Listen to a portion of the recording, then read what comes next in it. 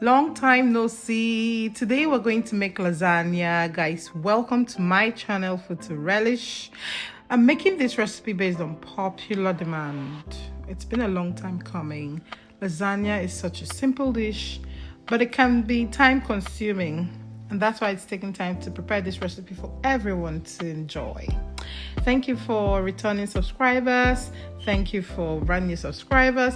Please consider sharing my videos, following my channel, and liking and commenting, all the good stuff. So to make the tastiest lasagna, you have to add your heart to the recipe. Okay, you need two major things: your ragu sauce and your besciamella sauce. I'm going to show you how I make my besciamella sauce and how I'm making my ragu sauce right now. The ragu sauce is basically the tomatoey bit. Okay, and I decided to make a very large portion because my family can never get enough of lasagna, and because it's time consuming, I decided to make a very big batch of it. So you wouldn't believe that I use 4 full packs of M&S beef. I've mixed this with I've mixed the lean fat beef with the full fat beef. So I had like 25% fat and the 15% and the 5% fat. Mix them together.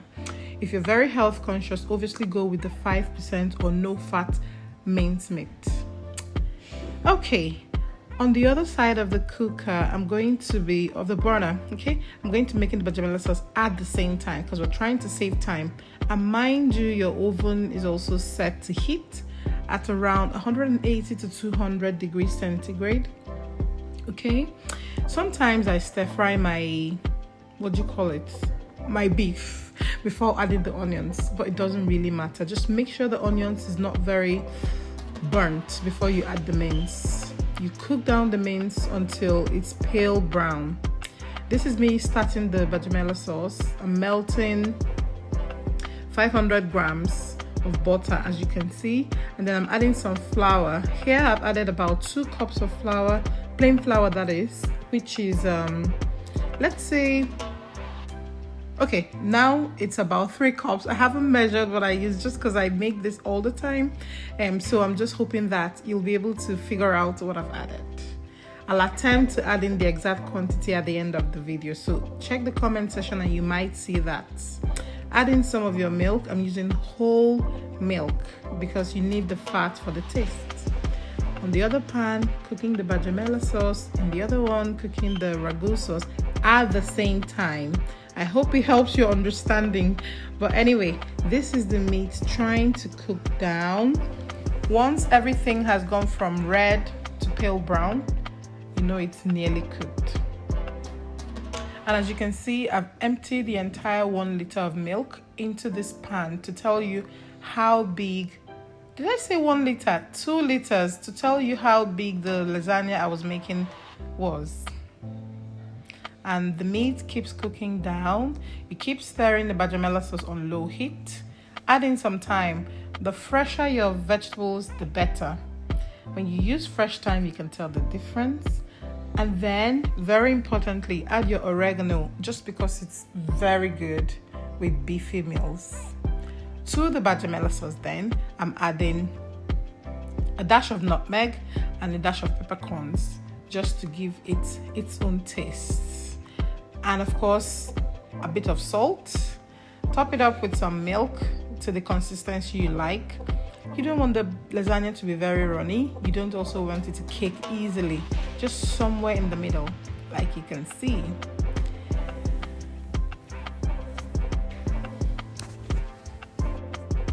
Now I'm adding some wine and you let that wine dry up until you continue to add your ingredients.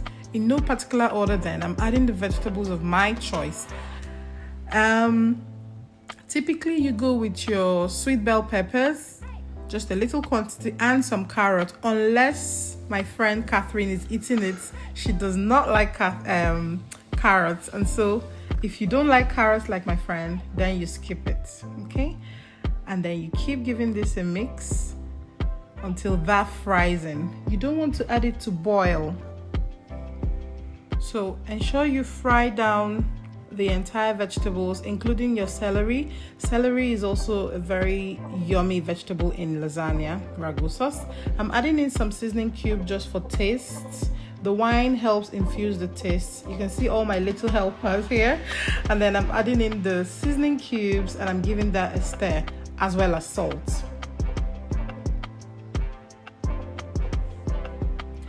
When everything has fried down and the oil has sealed the vegetables, you add any tomato of your choice. It could be the fresh tomato but cooked down so that the water isn't part of your ragu.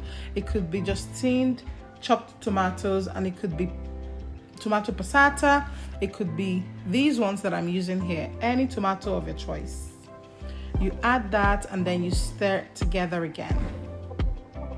As you can see, the besciamella sauce is complete and it's just waiting for us to conclude the ragu sauce. I just can't wait. It's so exciting in my house whenever I'm making lasagna, guys. Tell me in the comment below if your recipe is kind of similar to mine.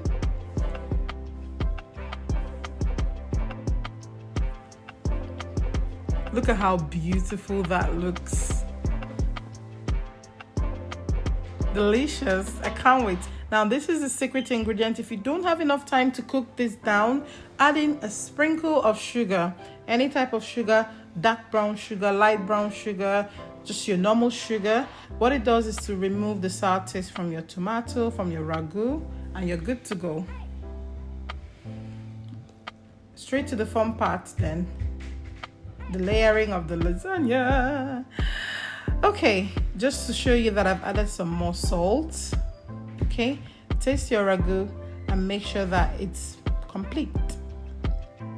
Okay, everyone who has made lasagna before will tell you about this little step, adding a bit of the ragu just so that the oil is on the base of your lasagna plate. This ensures that it doesn't stick to the bottom when you're baking it. Then in no particular order, well, the pasta sheet goes in first, okay? But just ensure that when you add the pasta sheet and every other ingredient, you want to repeat that in sort of a similar pattern until all your ingredients is done. Some people boil their pasta sheet, but I was given this recipe by an Italian, so they have told me not to boil my pasta sheet and it always works out really well. If your besciamella sauce is a bit runny, it's easier to plate it in the lasagna plate, but you can also manage it like this. This turns out really well as well. So just like a creamy paste, you line it down and then you add in your cheese. Sometimes you can add in some ricotta cheese as well. But just use absolutely any cheese you have, mozzarella, cheddar, any cheese of your choice. Keep layering all of your ingredients until the last bit. As you can see now, we're layering the last of the pasta sheet. I really love to have a lot of levels of pasta sheets because at the end of the day, this is a pasta recipe, not a meat recipe.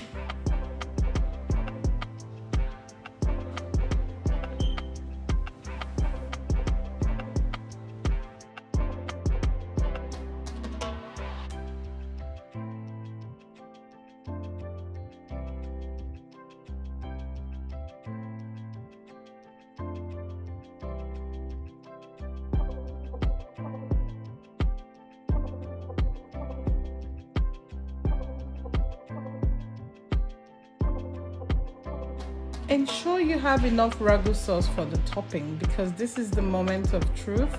The topping makes it look inviting and delicious. So ensure you've left enough ragu sauce for the final layering like I have here. I've made the mistake before. I didn't have enough ragu and what I did was to just get tomato passata and sprinkle on top. And of course, you know, it will not be the same taste as your ragu sauce, which has all of the ingredients. Once you have enough to cover the entire plate, then you can add your cheese.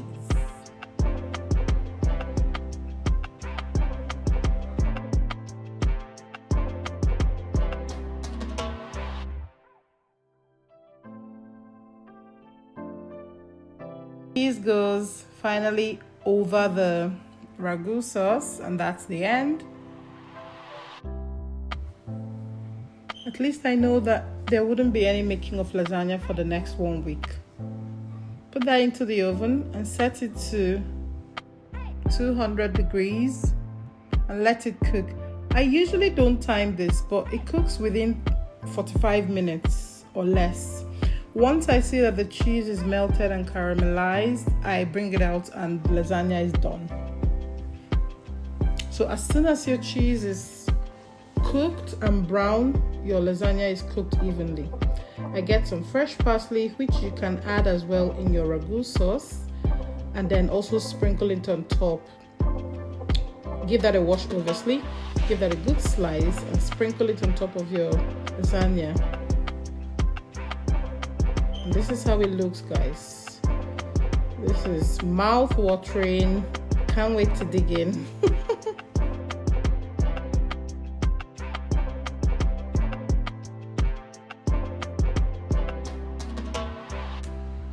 Okay. Ta-da! And you know the hardest part of cooking lasagna is waiting for it to cool down, to slice them out and have the lovely formed shapes. That I find is the most difficult part of cooking lasagna. Anyway, this is what it looks like. You can see the sizzling hot oil trying to seep through the cheese, and it's so beautiful. Look how beautiful that is. Obviously, some people prefer their cheese well browned. Children like it because it's a bit crunchy. Some people like it a bit creamy. Whatever you want, depending on how you want it, you set it on your oven at the level. If you want it a bit caramelized, put it high up in the oven. And if you want it to cook slowly to turn out like this, put it just in the middle or on the lower part of your oven. And then you enjoy this deliciousness. Okay, it's time to enjoy.